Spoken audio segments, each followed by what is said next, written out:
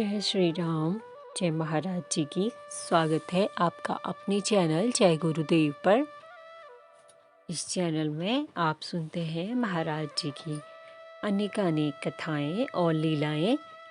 आज के अंक में आगे बढ़ने से पहले यदि आप चैनल पर नए हैं तो सब्सक्राइब कीजिए चैनल को और बेल आइकन ज़रूर प्रेस कीजिएगा, जिससे आपको आने वाली नए वीडियोस के नोटिफिकेशन सबसे पहले मिल जाएं।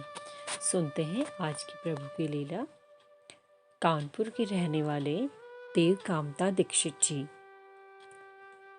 एक बार जब उनके चाचा जी की आंखों में कुछ परेशानी हो गई थी और जिस कारण से उनकी आंखों का ऑपरेशन करवाना पड़ा, लेकिन दुर्भाग्यवश वह ऑपरेशन असफल रह गया और काफ़ी इलाज के बाद भी आंखों का घाव नहीं भर रहा था। आंखों से निरंतर खून निकलता जा रहा था।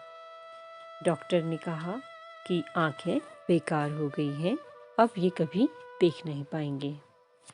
और इस बात को सुनकर देवकामता जी दीक्षित ने बोला कि यदि हमारे बाबा ये बात कह देंगे तो हम आशा छोड़ देंगे कि चाचा जी की आंखें ठीक नहीं हो सकती।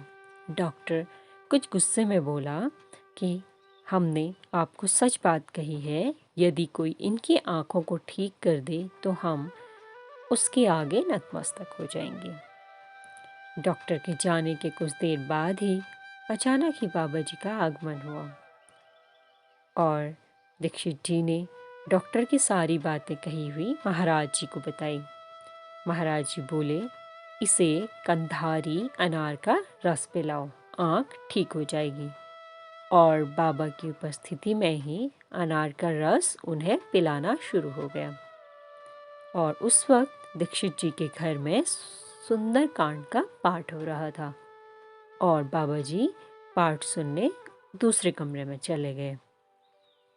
उस समय सुंदरकांड के दौरान लंकापुरी में सीता माता और हनुमान जी का संवाद चल रहा था। इसे सुनकर बाबा जी भावावेश में आने लगे, इसलिए उन्होंने अपना कंबल सिर पर ओढ़ लिया और थोड़ी देर बाद जब उन्होंने कंबल उठाया तो उनकी आंखों से रक्त के आंसू निकल रहे थे। इसके तुरंत बाद ही महाराज जी वहाँ से चले गए और दीक्षित जी के चाचा की आंखों में धीरे धीरे सुधार आने लगा। और जब डॉक्टर ने आंखें देखी कि उसमें सुधार आ रहा है और कुछ समय बाद आंखें ठीक हो गईं, तो उसने महाराज जी के दर्शनों की इच्छा व्यक्त की। पर जब वे बाबा से मिलने गए तो उस वक्त बाबा जी वापस जाने के लिए स्टेशन पर थे।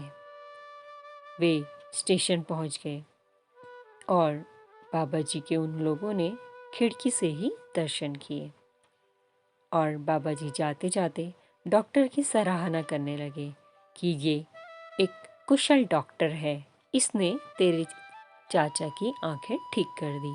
और ऐसा सुनकर डॉक्टर की आंखों में आंसू आ गए।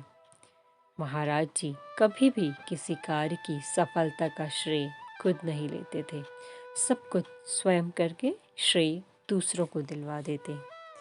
आशा करती हूँ आज का अंक आपको पसंद आया होगा। लाइक और शेयर कीजिएगा। जय श्री राम, जय महाराज जी की।